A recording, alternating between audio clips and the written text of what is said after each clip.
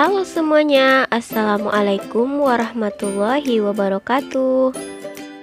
Kembali lagi bersama Ibu Mira Febriana dalam mapel KWU atau Prakarya dan Kewirausahaan. Nah, di kelas 11 semester ganjil ini kita masuk bab baru atau belajar materi baru, yaitu kerajinan dari bahan limbah berbentuk bangun datar. Khusus pada pertemuan kali ini kita akan membahas tentang perencanaan usaha kerajinan dari bahan limbah berbentuk bangun datar. Oleh karena itu, Ibu minta tonton video ini sampai habis ya. Jangan lupa subscribe YouTube channel ini ya. Yuk, langsung saja kita masuk ke pembahasannya. Nah, mungkin kalian sudah sering ya mendengar kata limbah. Nah, limbah ini merupakan sampah. Nah, seperti yang kalian ketahui nih, ada dua jenis limbah, yakni limbah organik dan limbah anorganik. Kenapa sih kita bahas limbahnya dulu? Nah, jadi karena tema dari bab ini akan membuat kerajinan dari bahan limbah. Oleh karena itu kita telusuri dulu nih apa itu limbah. Nah, limbah itu kan ada dua nih. Yang pertama ada limbah organik. Ya, limbah organik ini adalah limbah yang bisa dengan mudah diuraikan atau mudah membusuk. Contohnya kulit buah, sayuran, kotoran manusia, dan hewan. Nah, kemudian yang kedua ada limbah anorganik. Nah, limbah anorganik ini adalah limbah yang berwujud padat, jadi sangat sulit atau bahkan sulit untuk diuraikan. Jadi yang jadi masalah itu adalah limbah anorganiknya nih, karena dia sulit diurai. Sementara limbah organik dia dapat terurai sendiri. Nah, hal ini akan menyebabkan tumpukan sampah akan semakin banyak. Nah, supaya populasi sampah anorganik ini dapat kita tekan, maka kita buat konsepnya dengan menggunakan konsep 3R. Nah, konsep 3R ini diantaranya yang pertama ada reduce, kemudian reuse, dan yang ketiga recycle. Nah, reduce ini artinya kita mengurangi penggunaan. Nah, misalnya kita menggunakan barang yang biasanya susah diurai, kita ganti dengan barang yang mudah diurai. Kemudian yang kedua ada reuse, berarti menggunakan kembali. Nah, jadi di sini kita mengurangi penggunaan barang yang sifatnya sekali pakai. Kemudian yang ketiga ada recycle. Nah, recycle ini artinya mendaur ulang. Nah, kita merubah limbah menjadi sebuah produk yang dapat digunakan kembali. Nah, jadi dalam daur ulang sampah ini ada hal yang harus kita persiapkan yang dikenal dengan perencanaan usaha. Nah, bagaimana nih cara kita untuk mempersiapkan perencanaan usaha dari bahan limbah?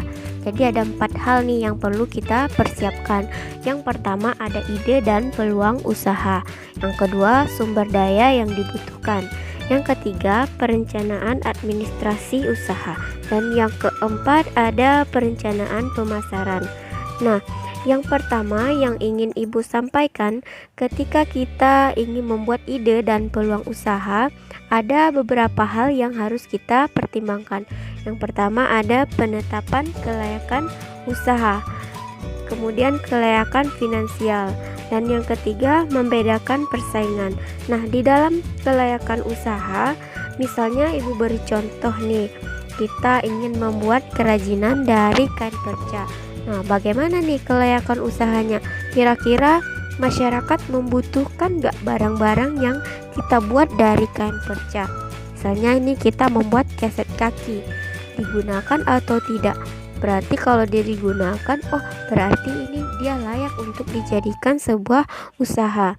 Yang kedua ada analisis kelayakan finansial. Nah, kira-kira kita punya cukup modal atau tidak? Dan yang ketiga, membedakan persaingan. Nah, bagaimana persaingannya nih? Banyak atau tidak?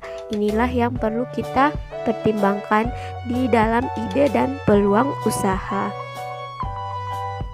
Ketika ide dan peluang usaha ini sudah matang, mari kita perhitungkan lagi apa sih yang kira-kira kita butuhkan untuk memulai usaha.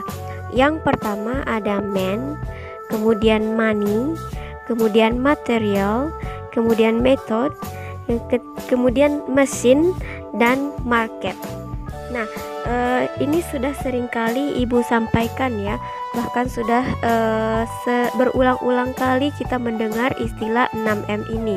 Nah, ketika kita memulai usaha, 6M ini tidak boleh kita lupakan, karena ketika memulai usaha, kita sudah tahu siapa yang mengerjakan, sumbernya, dananya dari mana, bahan bakunya bagaimana, alat yang kita gunakan seperti apa, pengerjaannya bagaimana, sampai ke pemasarannya di mana, itu dibuat dalam perencanaan. Nah, ketika ide kita sudah clear, perencanaan kita sudah clear, kita lihat nih perencanaan administrasinya. Jadi walaupun ini untuk usaha besar ya, dan walaupun ini tidak kita lakukan sekarang, setidaknya kita sudah tahu jika kita punya usaha besar nanti, apa sih yang harus kita persiapkan. Yang pertama, perizinan usaha. Kedua, surat menyurat. Yang ketiga, pencatatan berbagai transaksi. Dan yang keempat, pencatatan transaksi keuangan. Dan yang terakhir, pajak. Perencanaan yang keempat yaitu perencanaan pemasaran. Nah, ini nih yang jadi ujung tombak dari usaha kita, ya, pemasaran. Nah, dari beberapa hal penting yang berkaitan dengan aspek pemasaran, diantaranya yang pertama ada seni menjual, kemudian harga jual, yang ketiga analisis kepuasan pelanggan, dan yang terakhir ada promosi. Nah, kita lihat nih satu persatu. Yang pertama ada seni menjual. Nah, jadi bagian penjualan ini merupakan salah satu bagian terpenting dalam sebuah perusahaan. Oleh karena itu dibutuhkan tenaga jual yang profesional. Jadi harus pula kita ingat bahwa penjualan itu tidak hanya menjual produk, tetapi juga menjual kualitas produk itu sendiri. Nah, kemudian yang kedua ada harga jual nih. Jadi menjual produk dengan harga mahal ini akan berisiko pada produk kita jual ini tidak laku. Sebaliknya, kalau kita menjual dengan harga murah juga akan berdampak pada persepsi konsumen terhadap produk yang kita jual. Nah, untuk itu penetapan harga ini harus kita sesuaikan dengan target pasar, dengan posisi produk kita yang ada di pasar. Kemudian ada kepuasan pelanggan. Nah, di sini misalnya kita lakukan dengan cara testimoni. Nah, bagaimana nih respon pelanggan terhadap produk yang kita jual tadi. Nah, yang terakhir ada promosi nih. Nah, sudah pasti kalau kita tidak ada promosi, ya bagaimana orang tahu atau mengenal produk yang kita jual. Nah, mungkin ini yang kita persiapkan ketika memulai sebuah usaha.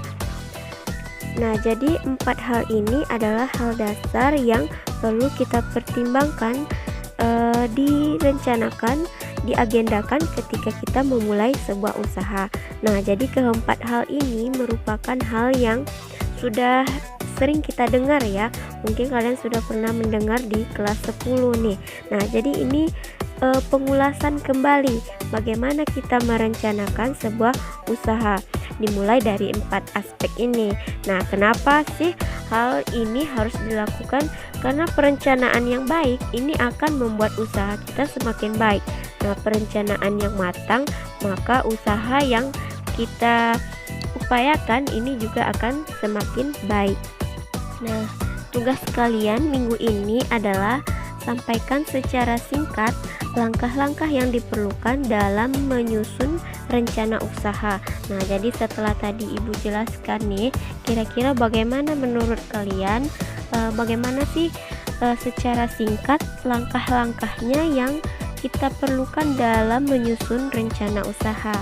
Nah, silahkan ditulis pendapat kalian di kolom komentar YouTube Ibu dengan menyertakan nama dan kelas supaya Ibu lebih mudah mencarinya. Dan Ibu ingatkan, mulai dari sekarang silahkan cari referensi kerajinan yang akan kalian buat dari bahan limbah berbentuk bangun datar.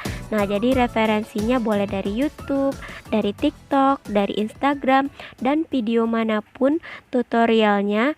Jadi ketika nanti kalian melakukan praktek, kalian tidak susah lagi untuk mencari. Oke, sampai di sini dulu pembahasan kita kali ini. Sampai jumpa di video berikutnya. Ibu akhiri, wassalamualaikum warahmatullahi wabarakatuh.